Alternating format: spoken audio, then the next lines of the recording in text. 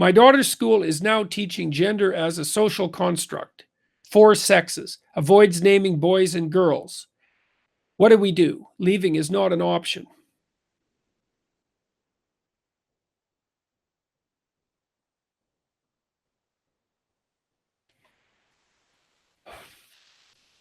Well, I guess the first question is, I'll just take you at your word that leaving is not an option. It certainly might not be an option. I would say your best bet, and this is a casual piece of advice because I don't know your particular situation, is to find out how many parents there are around who are also not happy about this, and then start to strategize.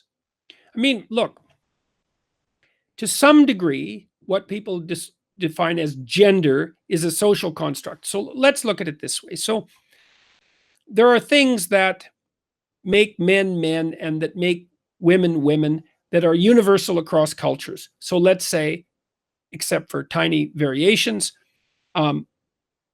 external genitalia.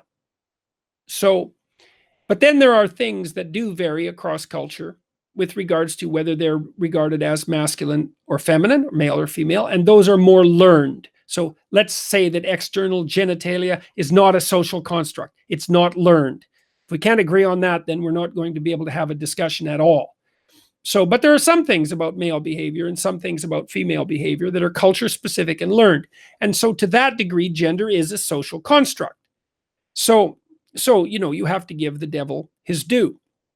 But the problem isn't teaching that gender is a social construct. The problem is teaching that gender is only a social construct, and that's just wrong. It's absolutely wrong. As soon as someone's doing that, then you know that you're dealing with an ideologue. And the research evidence on that, for example, is crystal clear, apart from the fact that there are morphological differences between men and women, which are quite obvious. You can name a variety of them. Men have wider jaws, they have larger teeth, they can bite harder, they have thicker skulls, as women certainly can attest to. From a psychological perspective, they are more powerful in the upper body, they can punch a lot harder, they can throw more naturally. They tend to weigh more, they tend to be taller. That's sexual dimorphism. Human beings are relatively sexually dimorphic as far as primates and other mammals go. There's difference in obviously waist to hip ratio. Women's elbows are at a different angle. They have finer bones. Women have a subcutaneous layer of body fat that men don't have. Women are a little bit more pain resistant, more pain tolerant. They also have very high levels of stamina. Women tend to have a little edge in verbal ability. Men tend to have a little edge in spatial ability. And then there are, apart from the straight physiological differences, there are psychological differences. There's a variety of them. Women are more enthusiastic. Men are more assertive. That's extroversion. Women are higher in withdrawal and in volatility. That's on the neuroticism front. Women are more agreeable and more polite. That's on the agreeableness front. Men are more industrious slightly, and women are more orderly. That's on the conscientious front. And women are higher in openness proper, and men are higher in interest in ideas, and that's on the openness front. And those differences aren't huge. There's more overlap between the genders, the sexes, than there is lack of overlap, but the differences magnify at the extremes.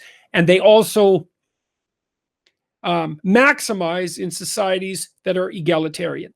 And then the biggest difference between men and women that we know of psychologically is that men are more prone to be interested in things and women are more prone to be interested in people. And that's actually quite a large difference by psychological standards. And there isn't any evidence that that is socially constructed.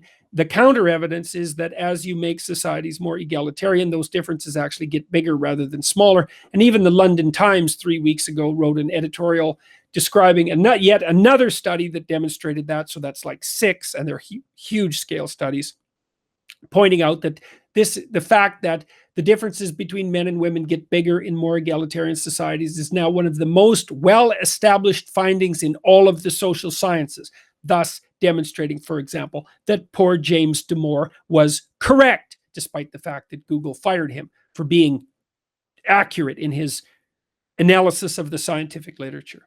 Okay, so you've got the facts on your side. Problem is you don't know what to do. Well, there's only one of you, and that's not a good number if you're going to mount a campaign.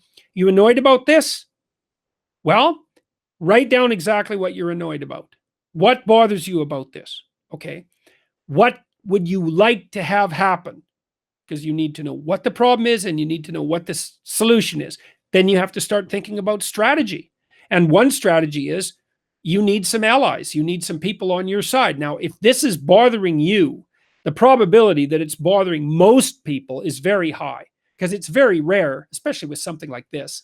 I mean, I would say, and I think the data support this, is that the overwhelming majority of people do not believe that gender is a social construct, that there are four sexes, and that avoiding naming boys and girls is a good idea. So you've got, unless you're in a very progressive place, in which case that's its own problem, you got to find some people who would be willing to go to bat with you.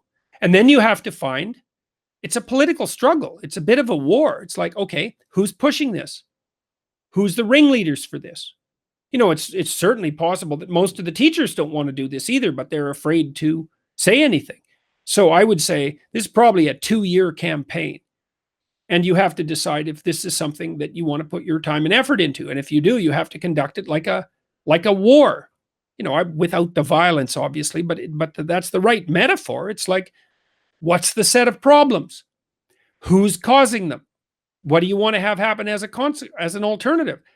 How are you going to tackle this? You're going to talk to your local public authorities, school authorities. You're going to talk to the local politicians. You're going to talk to the principal. Are you going to face down the teachers? Are you going to do that with more than one of you? Are you going to have your arguments in order?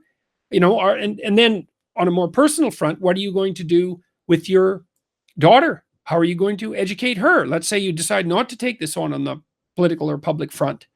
Then you have to have a conversation with her and find out what she thinks, you know, because she'll be doubtful and dubious about all of this. So a lot of that should be asking her questions, you know. So yeah, that's the best I can do with that.